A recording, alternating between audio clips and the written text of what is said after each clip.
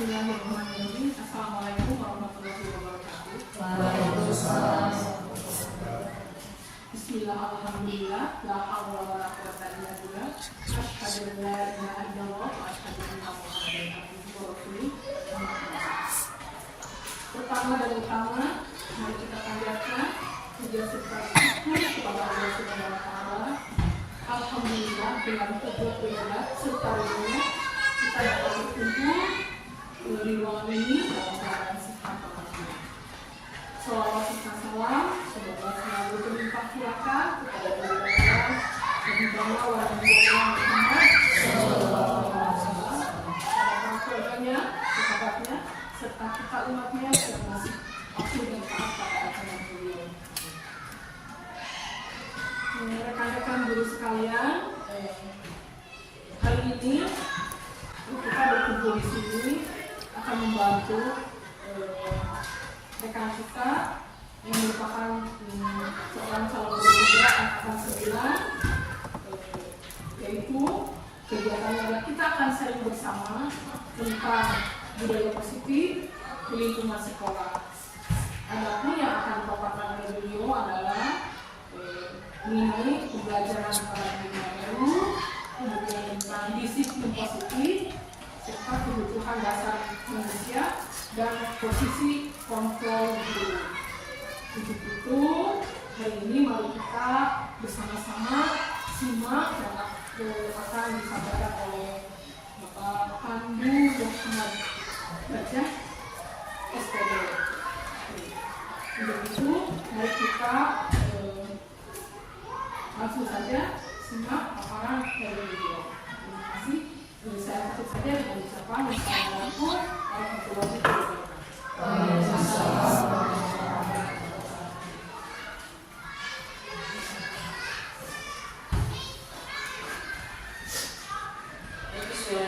Assalamualaikum warahmatullahi wabarakatuh. Waalaikumsalam. Alhamdulillah. Sebelumnya terima kasih kepada Ibu Kepala yang sudah memberikan kepada saya, kepada Bapak Ibu guru semuanya. Alhamdulillah terima kasih atas semuanya. Di sini sedikit dalam pertemuan ini, utamanya tugas saya, tugas dalam hal aksi nyata diseminasi ke rekan sejabat di Guru Penggerak. Di sini bukan saya menggurui, kita semua hanya menghangatkan kembali sharing bersama terkait yang harus saya sampaikan, diseminasi ke lingkungan sekitar. Sebelumnya biar nggak terlalu kaku, ada sedikit dulu. Bisa berhadapan ada pasangan.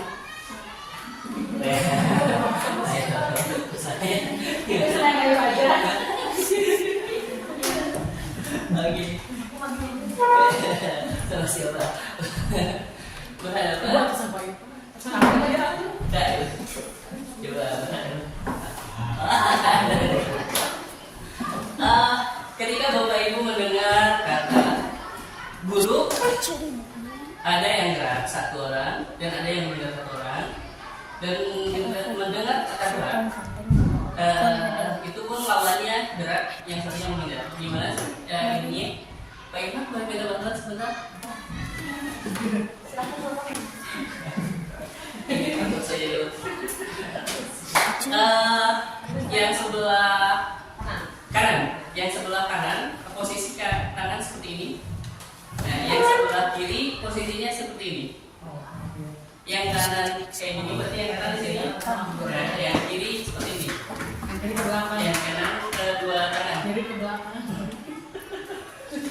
Maksudnya yang guru yang bapak guru yang sebelah sini posisinya kayak gini. Oh. Ya, yang sebelah sini jadi kayak gini. Oh, Nah, ketika Bapak Ibu guru mendengar kata guru, berarti yang terdengar adalah yang kanan. Ini harus menghapit di yang ini. Dan ini harus coba mendengar. Begitu kebalikannya. Ketika mendengar kata gerak, berarti ini yang harus Abik itu mana pukul, jadi mau ke sini, itu kita harus menggunakan lawan kita, dan otomatis berarti di sini yang harus menghindar gitu. Kita itu kalau kata dulu berarti ini yang siap, kita yang menghindar. Kalau kata gerak, guru,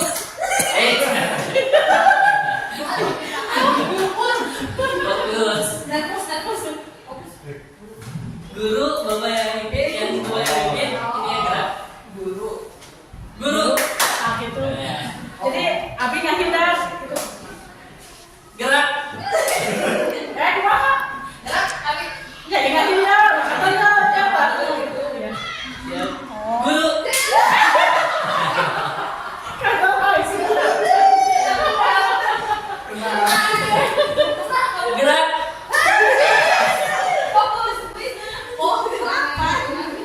Guru.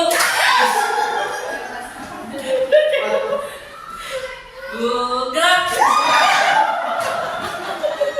Baik, masih standby. Boleh. Ya. Masih standby, Ibu. Masih kan ya, Abi? Ya. Itu nggak ada kan ya? Guru. Gerak. Bergerak. Ya. Sekarang kunci pokoknya mendengar apa kata guru dan gerak. Gitu kuncinya. Mau apa itu? Di suatu sekolah. Standby semuanya, standby. Standby semuanya di sini. Di suatu sekolah, di lingkungan sekolah dasar negeri 5 Pakamitan 5. Pada saat itu, Bapak Ibu guru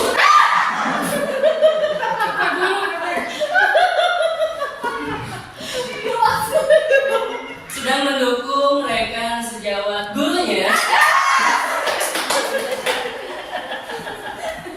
yang mengikuti program pendidikan guru penggerak.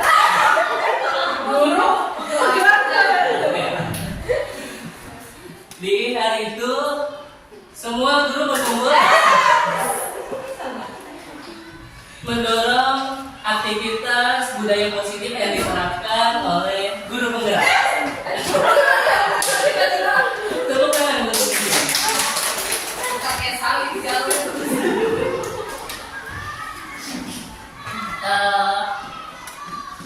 Di sini mohon maaf sekali lagi, bukan saya mau menggurui.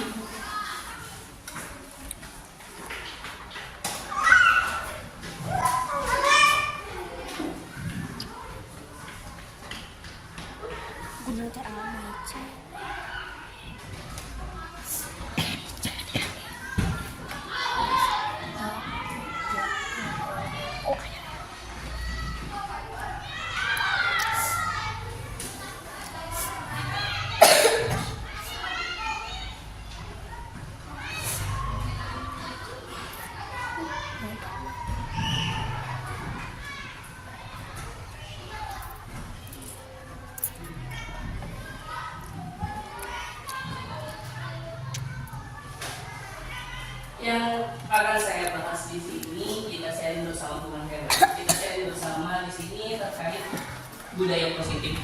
Bapak Ibu guru di sini semua pasti sudah paham apa itu budaya positif dan seperti apa.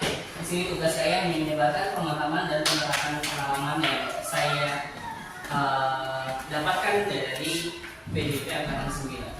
Ini budaya positif. Soal ini ya,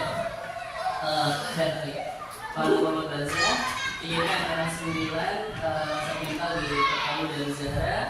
Kebetulan pengajar praktik Ibu Krisiati Wardiati dari Sariwangi, kepala Pak Bud, fasilitator Bapak Pipin dan Rafita MPD dari Sumedang, jadi kepala SMA Sumedang.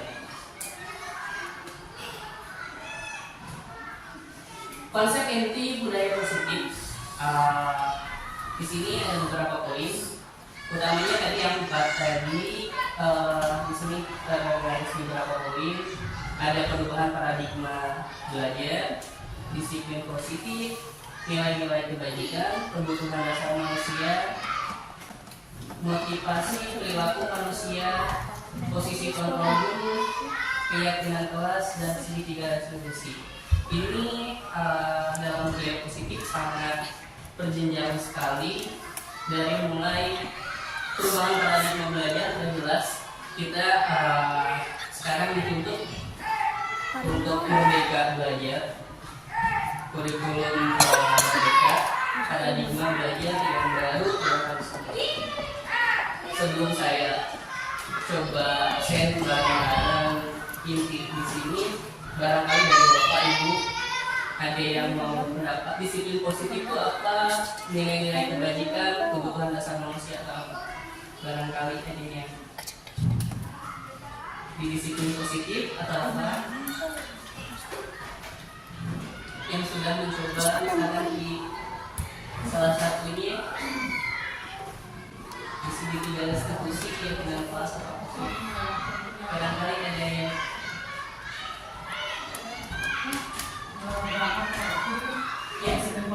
disiplin positif. Kalau contohnya berangkat tepat waktu. Biasa. Ada lagi?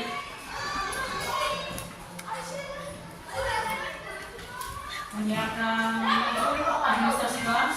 Administrasi kelas. Ya, disiplin untuk guru gitu tadi.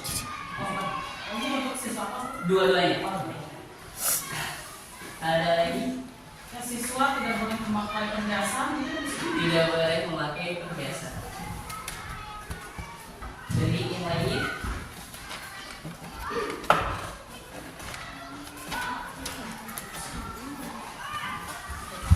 terima kasih Bu Tili. Kita lanjut ke pembelajaran dengan paradigma baru. Pasti Bapak Ibu sudah mengikuti workshop terkait IKM atau paradigma belajar baru yang mungkin udah bising dengan namanya P3 gitu ya, pelajar Pancasila, program belajar Pancasila harus kayak gimana, nanti kita menerapkan bagaimana. Ya inilah tuntutan kita sebagai guru. Pembelajaran dengan paradigma baru ini dari filosofi dari Lantara. Pembelajaran dengan paradigma baru merupakan pembelajaran yang dirancang berdasarkan prinsip pembelajaran berdiferensiasi. Nanti apa sih diferensiasi ini akan dibahas gitu kayak apa sih, sehingga para peserta didik belajar sesuai kebutuhannya berdasarkan tahap perkembangan sesuai teori psikologi modern untuk mewujudkan profil pelajar Pancasila. Di sini tidak sekarang dalam pembelajaran paradigma baru kita tidak dituntut dengan standar nilai itu KKM. Tidak ada lagi KKM yang mengunci peserta didik harus di titik sekian, karena di sini ada berdiferensiasi.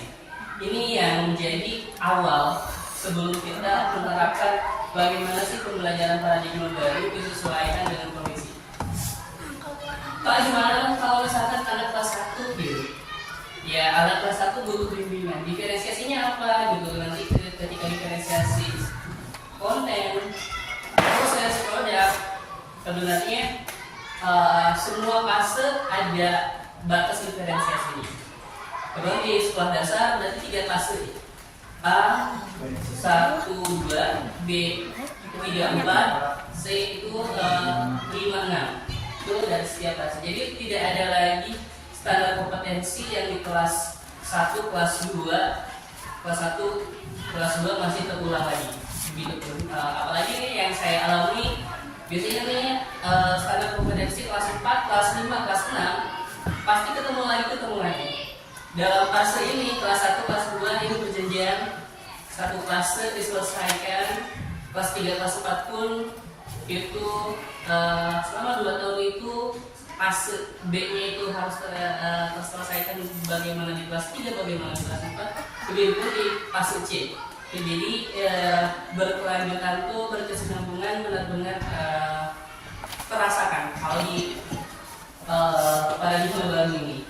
Selanjutnya terkait pelajar Pancasila, Bapak Ibu pasti udah lebih paham, ya, mengenal dari mulai beriman bertakwa kepada Tuhan Yang Maha Esa, berperilaku berakhlak mulia, itu lebih ke keagamaannya, kebinekaan global, begitu lebih ke budaya yang bergotong royong, kreatif, bernama kritis, mandiri.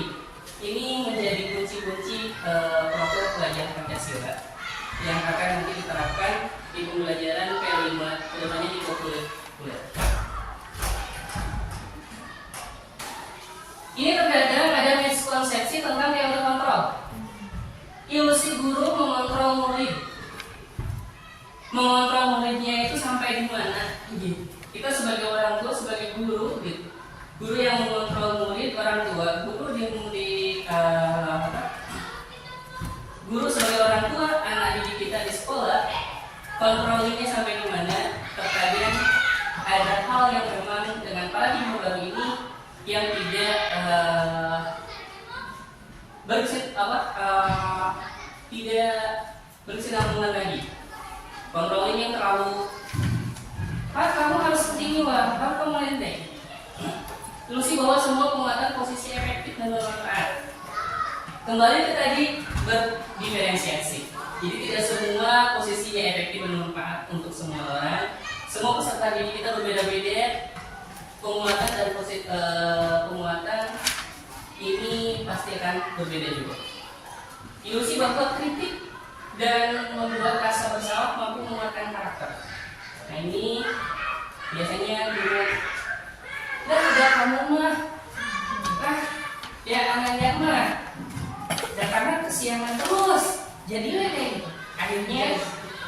Akhirnya ada secara stop anak dong di sana. Ilusi bahwa orang dewasa bahkan memaksa. Nah ini yang biasa memang orang dewasa bahkan memaksa, apalagi di lingkungan pendidikan dasar. Ya jelas kita yang menuntunnya. Tapi sebagai guru di sini penuntun, bukan pemaksa. Jangan sampai salah arti dalam pelaksanaan. Inilah mengubah paradigma stimulus respons pendekatan teori kontrol. Yang tadi dari efektivitas penguatan, stimulus respon tentang dunia, realitas kebutuhan kita sama. Padahal teori kontrolnya kebutuhan kita itu berbeda-beda, tidak sama rata. Makanya kalau diikuti kelas SKKD 1 sama dengan KKM sekian, makanya sekarang ada diferensiasi itu salah satunya mengacu ke sini. Semua orang melihatnya hal yang sama, gambaran yang berbeda. Kita mencoba mengubah orang berpandangan sama dengan kita, itu pun tidak. Itu berarti dulu semua perilaku memiliki tujuan. Orang lain bisa mengontrol saya, hanya Anda yang akan mengontrol diri Anda. Jadi guru kita hanya menuntut, yang mengontrolnya adalah anak didik kita sendiri. Saya bisa mengontrol orang lain, Anda tidak bisa mengontrol orang lain. Di sini.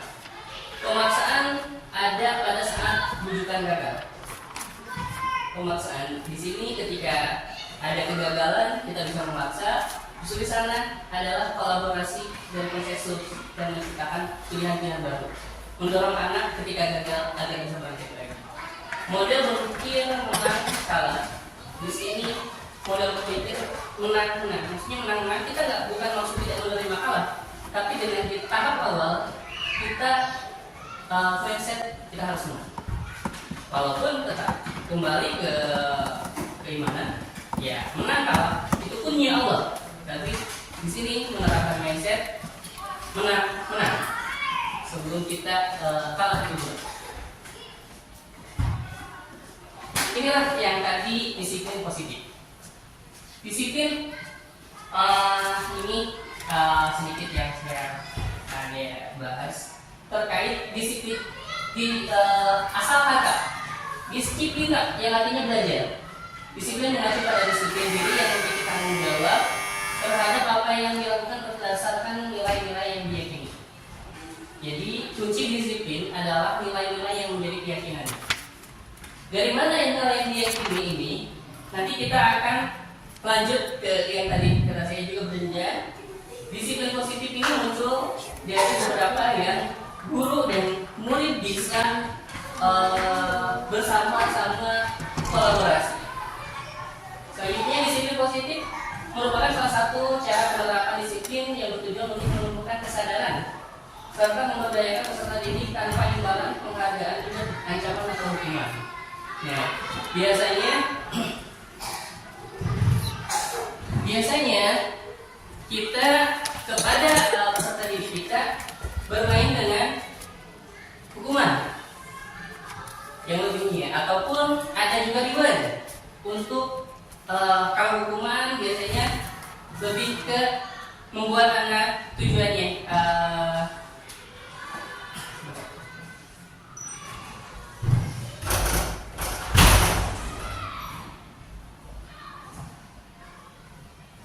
selama ini Bapak Ibu menggunakan hukuman, tujuannya barangkali apa?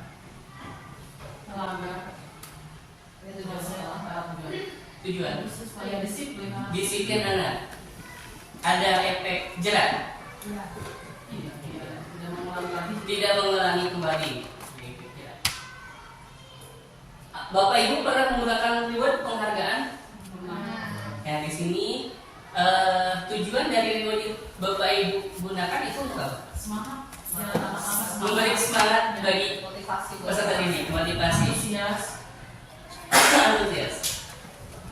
Ini akan berjalan sesuai apa yang membuat aturan, membuat hukuman, dan membuat penghargaan. Tapi yang mengikutinya terkadang ada paksaan. Nah, di sini nanti kita akan bahas apa sih efek reward dan efek hukuman bagi peserta didik.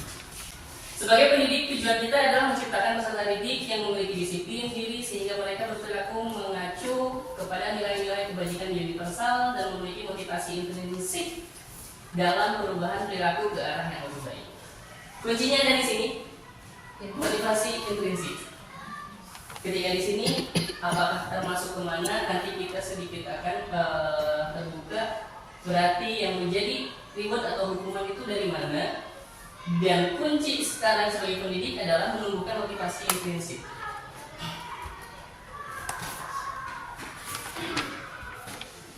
Sebelum itu, kita beralih ke nilai-nilai kebajikan. Nilai-nilai kebajikan yang di sini adalah nilai yang disepakati bersama, lepas dari suku bangsa, ras, bahasa, ataupun apapun itu yang menjadi latar belakang. Ini yang menjadi nilai kebajikan. Contoh nilai kebajikan yang diterapkan di institusi atau organisasi ini dari Ibu Primer Yes Program: toleransi, rasa hormat, integritas, mandiri, menghargai, antusias, empati, keingintahuan, kreativitas, kerjasama, percaya diri, dan komitmen. Ini dari keterampilan hidup life skill, dapat dipercaya, lurus hati, pendengar yang aktif, tidak merendahkan orang lain, dan memberikan yang terbaik dari diri. Di sini jelas tidak melihat latar belakang dari mana kita bahasa rasul bangsa. Dan yang kembali kepada diri member, profil pelajar Pancasila, beriman dan bertakwa kepada Tuhan Yang Maha Esa, berakhlak mulia, berkebinekaan global, bertanggung jawab, mandiri, kreatif, dan bernalar kritis. Semua yang ada di sini di organisasi diterapkan sudah ada profil pelajar Pancasila.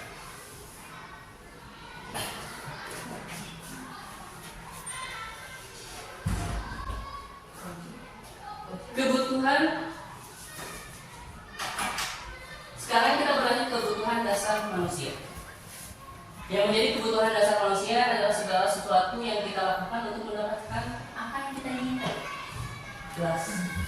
Bapak Ibu kita di sini selain menjadi orang tua asuh, orang tua didik kita kepada peserta didik, ada kebutuhan dasar kita melakukan tugas sebagai guru. Begitupun anak didik kita. Anak didik ke sekolah, ada kebutuhan yang menjadi mereka ingin terpenuhi. Seluruh tindakan yang kita lakukan memiliki tujuan tertentu dan semua usaha terbaik yang kita lakukan adalah dalam rangka agar kebutuhan dasar kita terpenuhi dengan baik. Apa itu kebutuhan dasar manusia? Yang utama di sini ada 5 kebutuhan dasar. Yang pertama ada survival, kebutuhan untuk bertahan hidup. Jelas. Semua manusia pasti butuh untuk bertahan hidup. Dari sandang, pangan, papan itu menjadi kunci dari survival, keamanan, kesehatan. Selain survive, kasih sayang dan rasa diterima, kita bukan hanya bisa butuh untuk hidup, tapi di lingkungan kita ada yang menerima kita, ada yang menyayangi kita. Itulah manusia, baik itu orang dewasa ataupun anak kecil. Rasa diterima, dipedulikan, berbagi, kerjasama, membagi bagian dalam kelompok. Penguasaan. Setiap manusia pasti ada kebutuhan untuk menjadi ingin dirinya menjadi ada di depan. Gitu. Posisinya ketika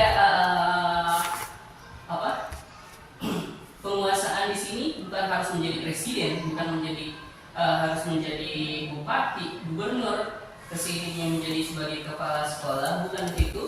Tapi di sini kunci awal adalah harga diri, penguasaan. Ini kebutuhan, keinginan untuk dianggap, berprestasi, diakui dan didengar. Itu sangat menjadi sebuah kebutuhan dasar manusia. Kebebasan. Kenapa di sini saya menggunakan tiga emosinya seperti itu? Karena terkadang dengan tadi kembali ke hukuman dan reward, anak didik kita terasa terbelenggu. Di sini kebebasan yang manusia itu memiliki kebutuhan dasarnya, ini kebebasan. Mandiri, memiliki pilihan, mencoba hal baru, mampu mengendalikan arah dirinya. Sehingga kemarin tadi yang bisa mengontrol diri kita sendiri adalah kita. Begitupun ke anak didik kita sebagai guru hanya bisa menuntun, mengayomi. Yang mengontrolnya adalah mereka sendiri. Kesenangan, di samping dari survive, rasa kasih sayang, penguasaan, kebebasan, yang terakhir ini terkadang disepelekan, tapi ini menjadi stres diri kita. Humor, bermain, tertawa, itulah kebutuhan manusia. Dari mulai tadi survive, kasih sayang, penguasaan, kebebasan, dan kesenangan.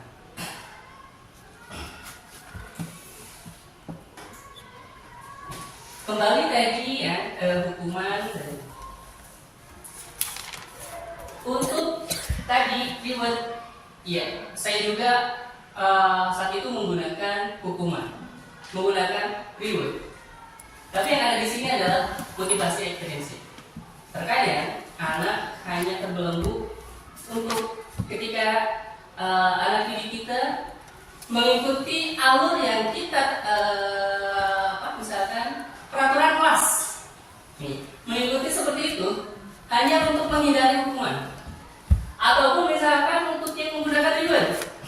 Saya mau pengen dapat bintang dari ibu bapak guru, saya pengen dapat hadiah dari ibu bapak guru. Itu tidak salah, cuman secara paradigma baru itu hanya berpengaruh dalam dua, hukuman dan penghargaan itu. Terus berputar, tidak ada bukan tidak ada, tapi tersentuhnya motivasi intrinsik itu sangat minim, 90 banding 20% antara ekstrinsik dan intrinsik. Sementara motivasi intrinsik itu untuk menjadi orang yang mereka inginkan. Tadi kontrol yang bisa mengontrol diri kita dan diri kita sendiri, dan menghargai diri sendiri. Ketika mereka sudah bisa mengontrol, bahkan dia sudah bisa menempatkan apa yang dia inginkan, dia menghargai sesuai apa yang dirinya sendiri dengan nilai-nilai yang mereka percaya. Nilai-nilai yang percaya kemana? Lagi kita produk pelajaran Pancasila, dari beriman, berkarakter mulia, berkebinekaan global, mandiri, bernalar kritis, kreatif, dan sebagainya. Kuncinya kita menerapkan itu ada dalam motivasi intrinsik. Ini yang akan menjadi daya survive ke depannya. Ketika kalau misalnya dengan hukuman dan penghargaan, setelah lulus visa di sini, atau misalnya naik ke kelas dari kelas 2 naik ke kelas 3, beda guru, beda peraturan. Berarti ya udah, yang kemarin mah nggak boleh misalkan tidak boleh kalau lagi misalkan kelas 2 Misal tidak boleh keluar bangku. Tapi ketika di kelas 3 karena gurunya tidak ada aturan itu, anak sehingga kebebasan. Akhirnya keluar bangku. Nah ini karena apa? Adanya tekanan hanya untuk menghindari hukum. Tapi ketika kita sudah menerapkan nilai yang menjadi dorongan nanti menjadi motivasi intrinsik dorongan dari dalam diri, itu kunci sebagai seorang orang tua didik di sekolah. Harapannya adalah ke sini, agar anak didik kita memahami, menyadari bahwa diri harus menghargai diri. Setelah menghargai diri sendiri, maka dia akan menerapkan nilai-nilai yang mereka percaya. Setelah menghargai diri sendiri, otomatis akan menghargai rekan. Otomatis lebih pasti akan menghargai dirinya. Otomatis akan menghargai lingkungan sekitar. Gitu.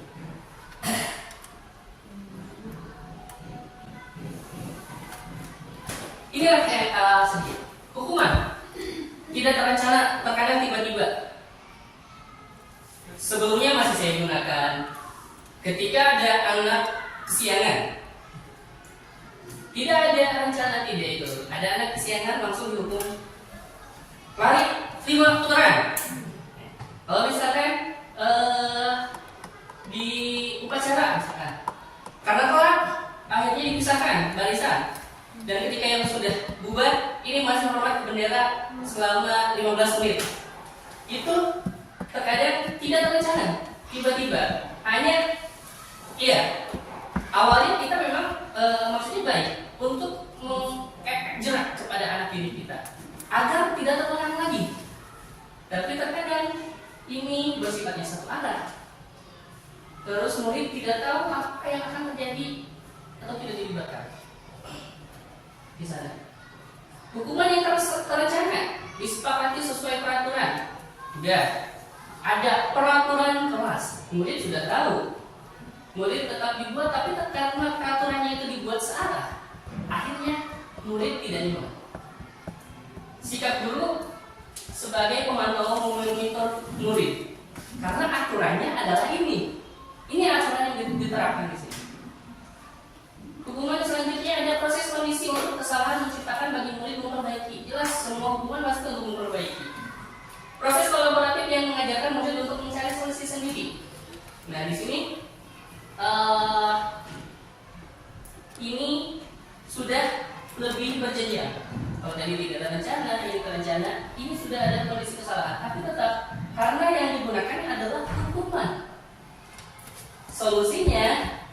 Solusi sendiri tetap ada dalam kondisi hukuman. Inilah 5 posisi kontrol diri. Ada penghukum, pembuat rasa bersalah, teman, pemantau, dan manajer.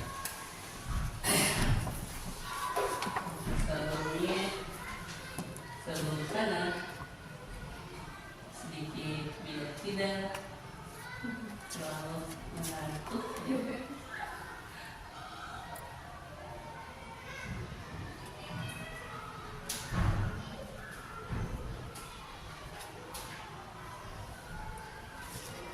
Jadi ini lalu kayaknya membuat mengantuk.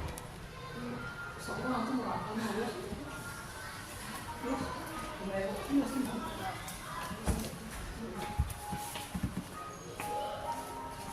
Saya mau.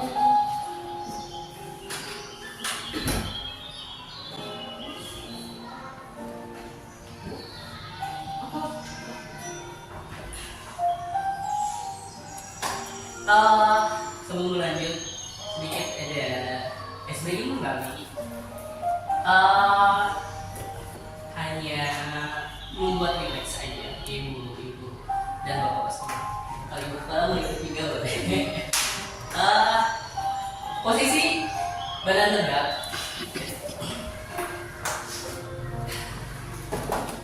Tangan kita kepala ke depan.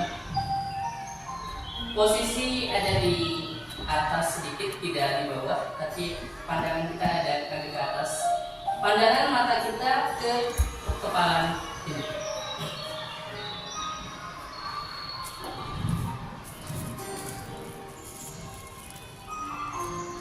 Untuk Bapak Ibu semua, dengarkan apa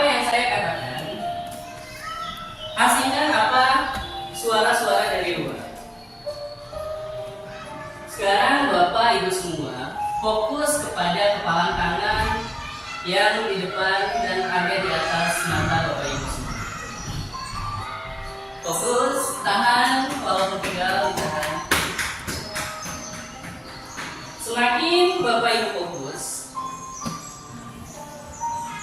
tangan Bapak Ibu semua sekarang dari pikiran Bapak Ibu semua mengalirkan bahwa sekarang tangan Bapak Ibu semua berubah menjadi besi yang tidak bisa dibengkokkan sama sekali. Kontur besi lurus, tidak bisa bengkok, sangat sulit untuk dibengkokkan. Sekali lagi untuk Bapak Ibu semua, dengarkan apa yang saya katakan, hiraukan atau asingkan suara-suara dari luar. Fokus dengan apa yang saya katakan. Mulai dari sekarang, tangan Bapak Ibu semua berubah menjadi besi. Dan tangan Bapak Ibu semua sekarang bertambah kuat 100 kali lipat menjadi besi yang lebih kuat.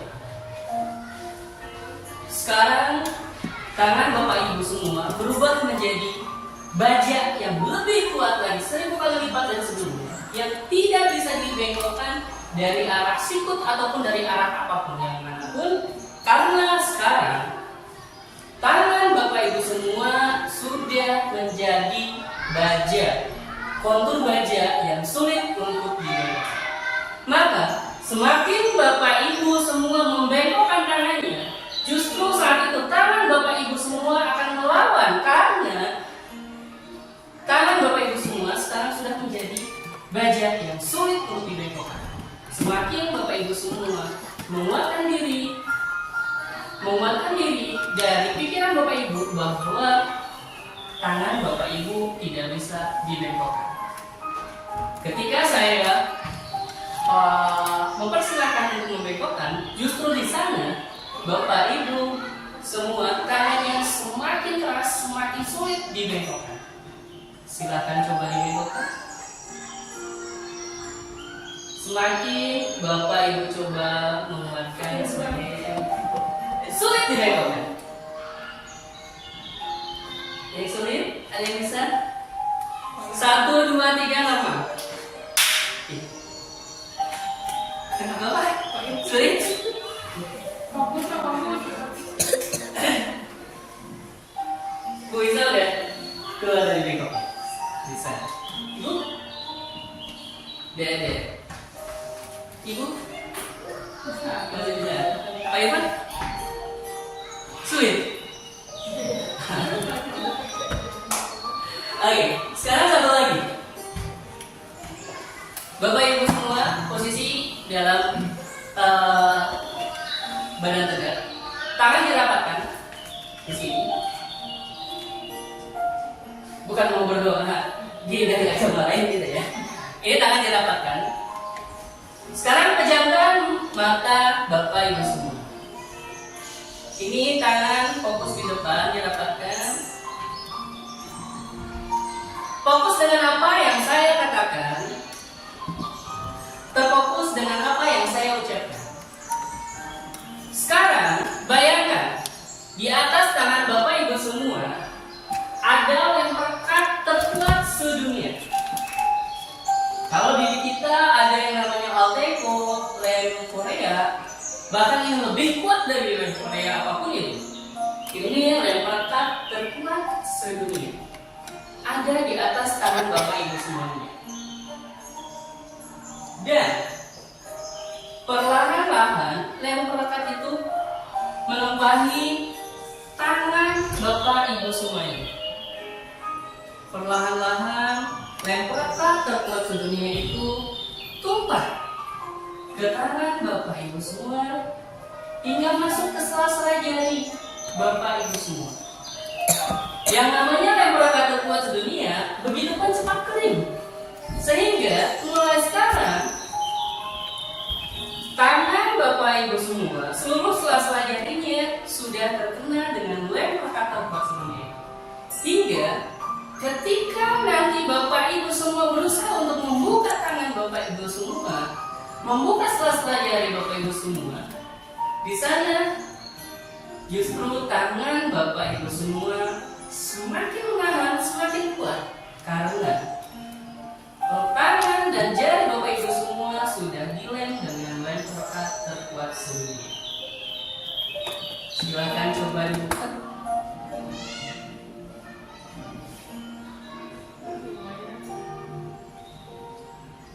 Masih sulit?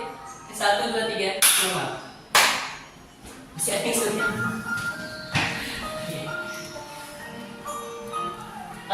Itu sedikit selingan saja.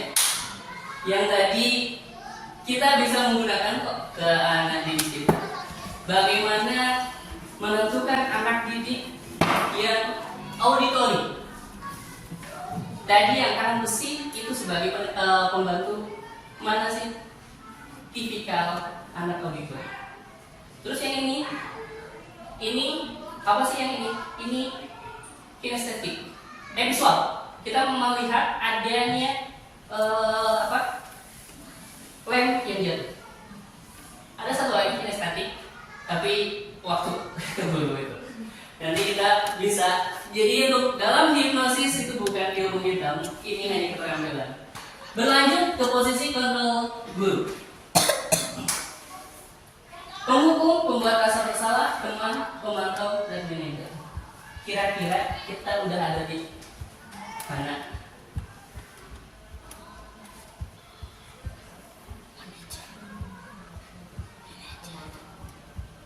Posisi yang sudah kita lakukan, kira-kira dari Bapak Ibu.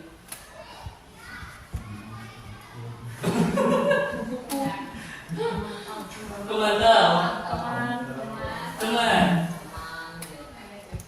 manajer, Masya berarti sudah luar biasa di sana.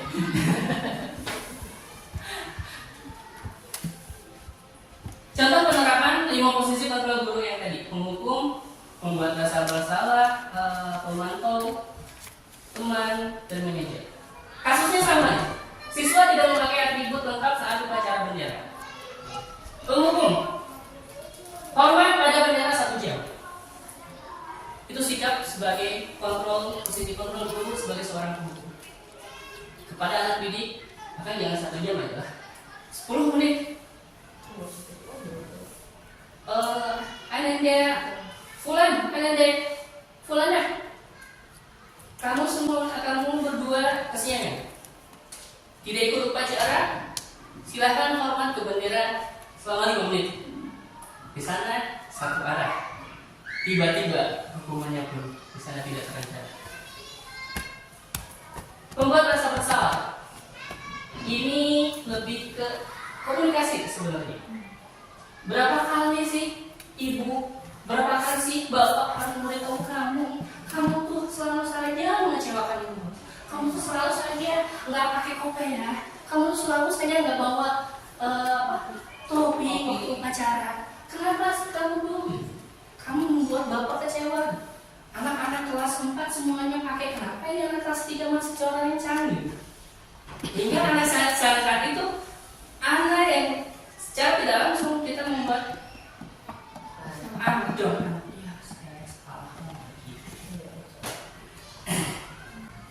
Selanjutnya, posisi teman. Ini posisi teman. Ini lebih istilahnya lebih lembut dari yang sebelumnya.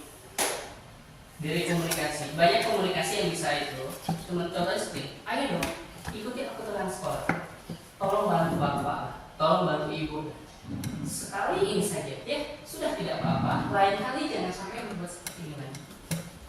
Ini jadi kita, tolong ibu, bantu bapak, tolong ibu, bantu ibu. Kamu tuh anak kelas bapak, kamu tuh anak kelas ibu. Perbaiki aja, gak apa-apa sekarang. Kedepannya jangan dilakukan. Ini posisi kontrol sebagai teman agar ada kenyamanan antara peserta didik. Namun di sini juga kita jangan sampai kebablasan, karena posisi controlling guru dengan peserta didik ada batasnya. Di sini sebagai pemantau, Sebagai pemantau, karena memantau melihat itu, kamu sudah melanggar peraturan sekolah. Kamu tahu konsekuensinya nggak? Setelah upacara kamu melihat atributnya ke koperasi dan jangan diulangi lagi. Berarti karena atributnya nggak ada, kamu kan udah tahu nih peraturannya harus pakai atribut. Pokoknya setelah upacara silahkan ke koperasi. Tidak ada hukuman di sini, tapi ada tuntutan. Perbaiki atribut Anda semua. Inilah yang lebih mulus lagi. Posisi sebagai manajer, kita dalam komunikasi, apakah Anda tahu kesalahanmu? Kira-kira bagaimana untuk memperbaiki kesalahan? Kita mengajak Anda untuk menemukan solusinya. Kita mengajak Anda agar menanam dengan seperti ini, nilai dirinya akan tumbuh secara personal. Kita hanya mendorongnya. Saat ini maka akan tumbuh. Oh iya, kesalahan saya yang pakai atribut, Pak. Kira-kira bagaimana, Pak? Saya harus bisa secepatnya memakai atribut. Secepatnya memakai atribut gimana? Ada punya kakak? Boleh, Pak? Boleh. Kalau misalkan kamu bisa beli, kalau nggak bisa beli, tadi punya kakak, boleh dibeli. Terus solusi dari kakak. Pak, saya besok siap membeli. Itu ada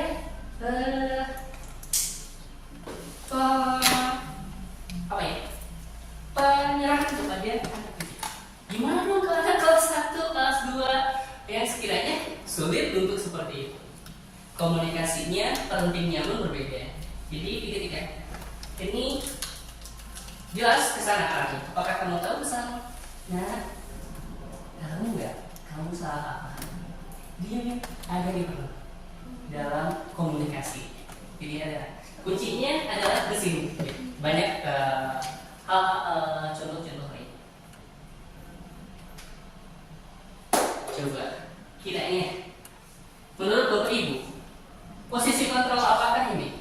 Saya kecewa dengan kamu. Setelah tadi yang kita bahas bersama antara penghukum, pembuat rasa bersalah, teman, pemantau, manajer. Kira-kira ini masuk ke mana? Pembuat rasa bersalah. Luar biasa. Kamu tidak pernah benar melakukannya. Kayaknya mana?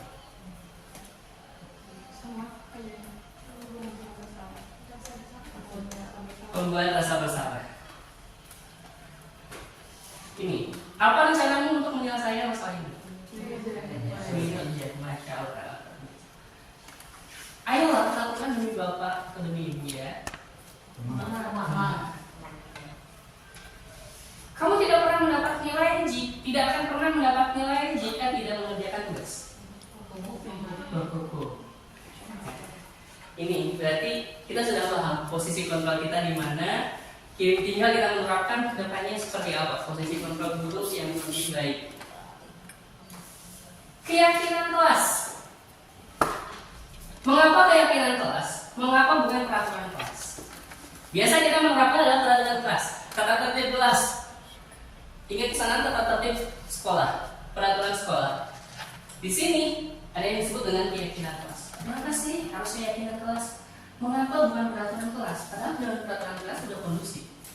Secara satu arah bisa kondusif, tapi secara dua arah mungkin itu ada tekanan.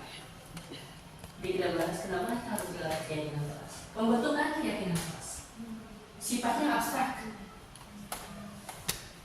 berupa pernyataan universal, global, apapun bisa diungkapkan. Dibuat dalam pernyataan positif, semuanya adalah positif. Jadi ketika misalkan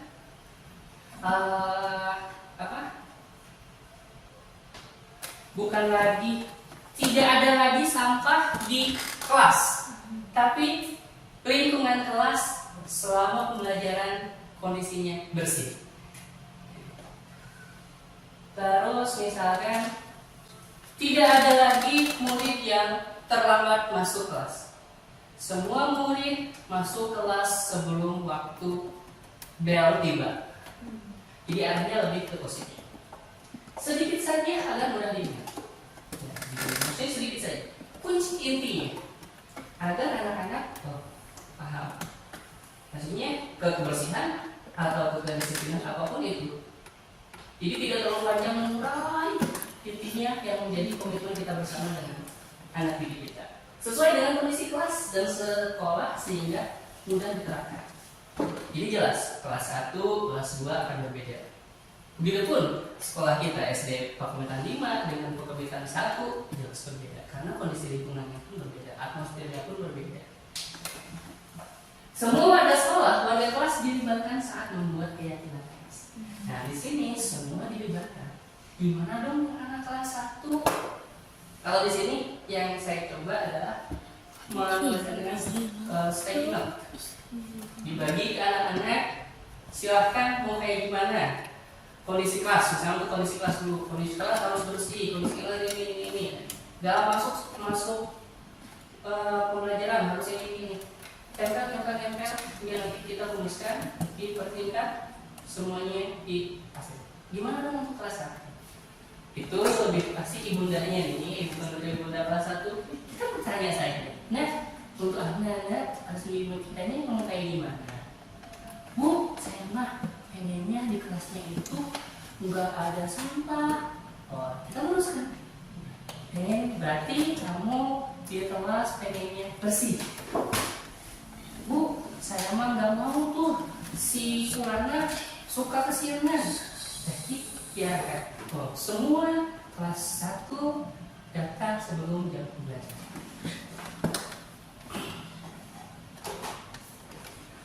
Ketika tadi keyakinan kelas, ini ada restitusi.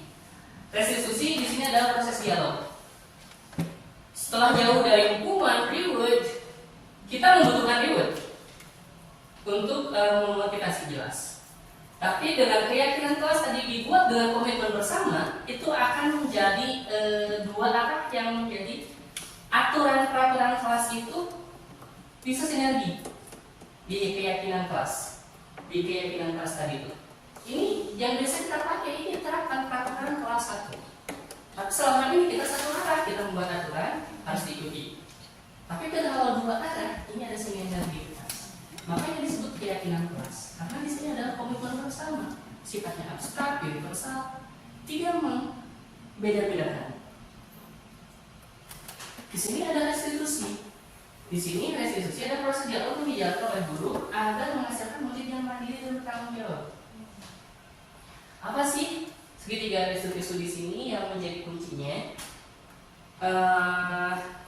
Validasi tindakan yang salah. Setelah itu menanyakan keyakinan atau sebelum ke sini bisa menstabilkan identitas dulu. Terus menanyakan keyakinan atau menanyakan keyakinan, menstabilkan identitas, validasi yang salah. Ini semua berkesinambungan dan dibutuhkan. Caranya gimana nih? Kamu tentu punya alasan mengapa melakukannya. Adakah cara yang lebih efektif untuk mendapatkan apa yang kamu butuhkan? Ini kiranya ke yang mana maksudnya? Menurut Bapak Ibu, yang kamu tentu punya alasan melakukan itu. Sini, sini atau sini?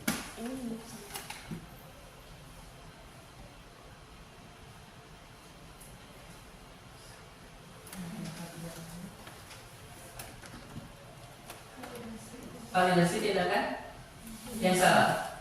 Ya. Adakah cara yang lebih efektif untuk mendapatkan apa yang kamu butuhkan? Kiranya penstabilan identitas. Kamu ingin menjadi orang yang seperti apa? Keyakinan. Keyakinan kelas apa yang telah kita sepakati? Belum jelas. Berarti itu.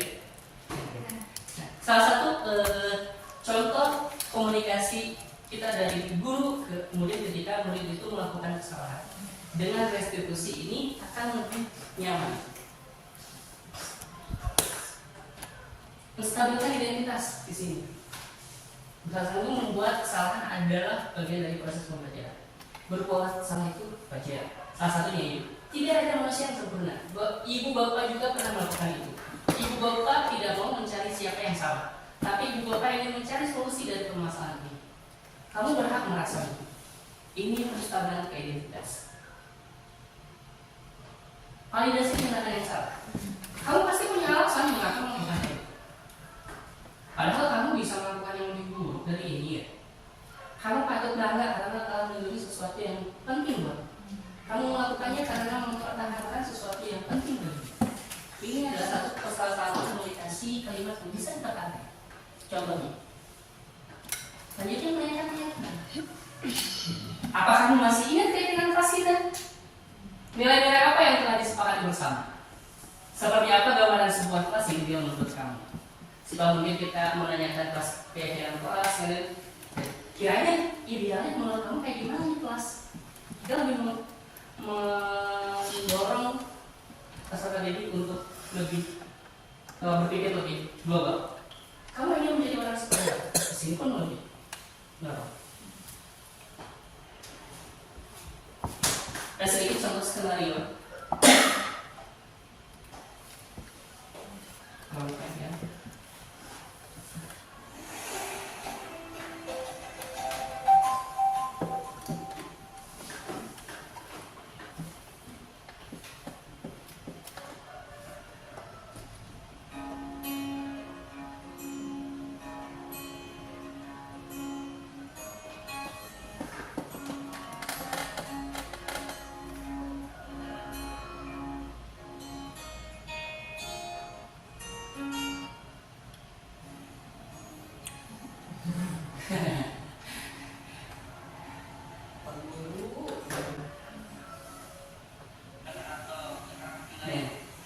Begini kita melanjutkan. Di sini kasusnya adalah ada pertengkaran. Pemanfaatan kondisi karena timnya kalah.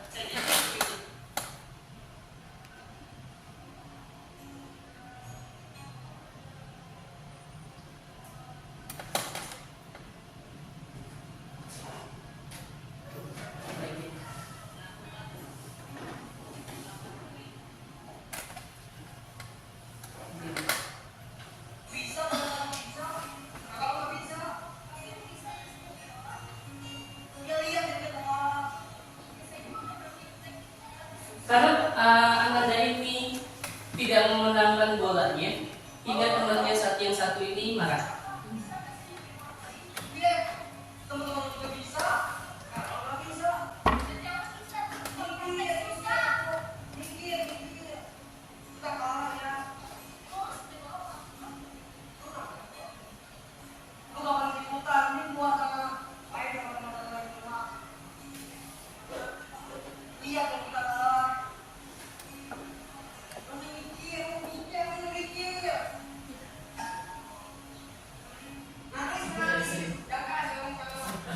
Langsung. Jadi skenario-nya adalah seperti ini gitu ya. Itu.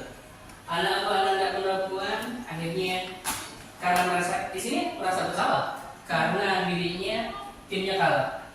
Apalagi setelah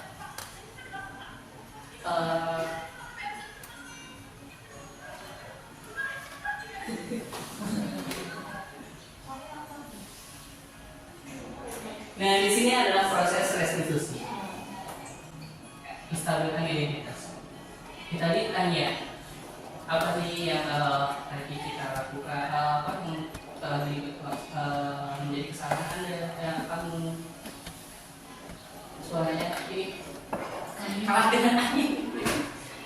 Salah mana? Kalau besok ini kurang terdengar. Kuncinya di sini tadi untuk validasi menstabilkan identitas. Setelah menstabilkan identitas,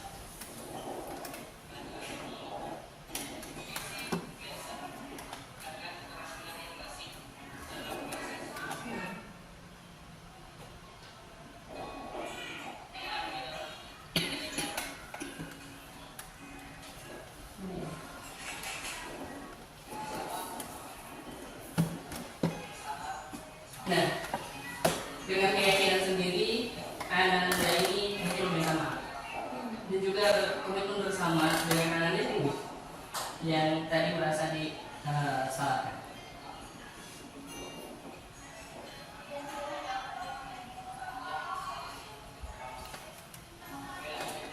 Nah, ini keyakinan, menanyakan keyakinan kelas.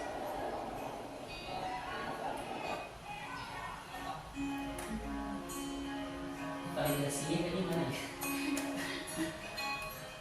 Tuntutan 3 proses pokoknya gitu. Penstabilan identitas, itu nih karena ini tertutup. Kita berlanjut saja ya. Untuk kesimpulan dari sini, penerapan program disiplin positif hendaknya guru memiliki standar kepribadian, profesional dan sosial yang baik di mana guru mampu mendeteksi dirinya dalam posisi kontrol saat ini. Bagaimana perjalanan dirinya sebagai manajer.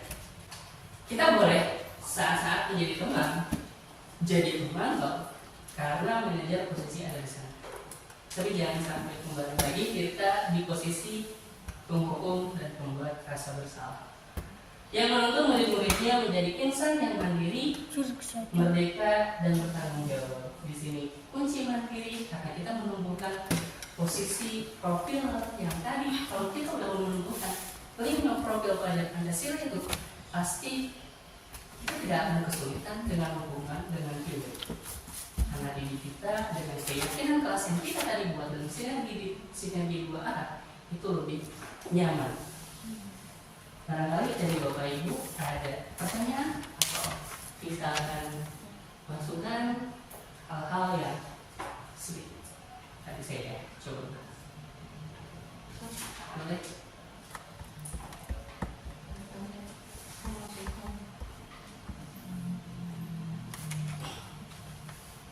Silakan. Ya. Terima kasih ya Bapak Dua atas waktunya. Setelah menerima sekian banyak materi ya, dan ternyata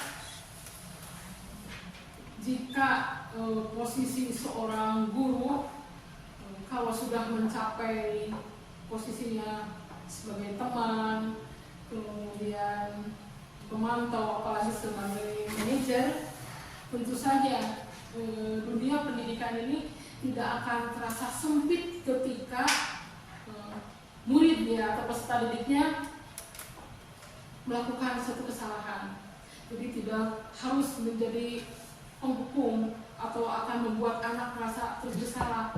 Tapi ketika posisinya menjadi teman atau pemantau, apalagi seorang manajer, itu justru akan menumbuhkan siswa akan lebih mengetahui dan paham tentang dirinya dan tentang apa yang akan menjadi apa dia ke depannya. Itu yang itu simak ya Pak Bro. Mungkin rekan-rekan juga sama ya. Kita akan lebih paham posisi kita sebagai pendidik yang tidak akan melulu menyalahkan satu pihak atau satu arah. Itu saja. Terima kasih ya Pak Bro. Sangat bermanfaat. Alhamdulillah, terima kasih. Terima kasih dari Ibu terkait masukannya bulan. Ya tadi kuncinya kenapa keyakinan kelas, kenapa sih tidak peraturan kelas? Apakah atau kalau kayak gitu mah nggak ada tata tertib sekolah dong gitu ya? Karena kan dengan keyakinan kelas masuk ke keyakinan sekolah, bisa namanya tata tertib sekolah. Tapi kita membuat tata tertib itu dengan sinergi 2 arah antara guru, jadi ada antara manajer sebagai kepala sekolah, antara guru dan anak didik. Bahkan melibatkan komite orang tua itu sangat itu dalam tata tertib sekolah. Dalam namanya tata tertib, tapi isinya lebih ke keyakinan di sini. Maka dengan komitmen bersama di sana, sinergi itu lebih terasa lebih baik. Terima kasih dari Ibu. Ada pertanyaan dari yang lain? Itu ya, terima kasih. Maaf ya, waktunya terambil. Terima kasih. Salam bergerak,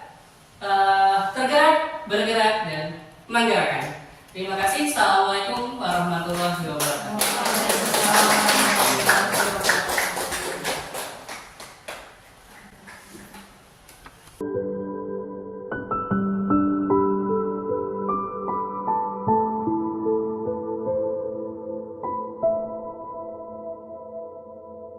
Thank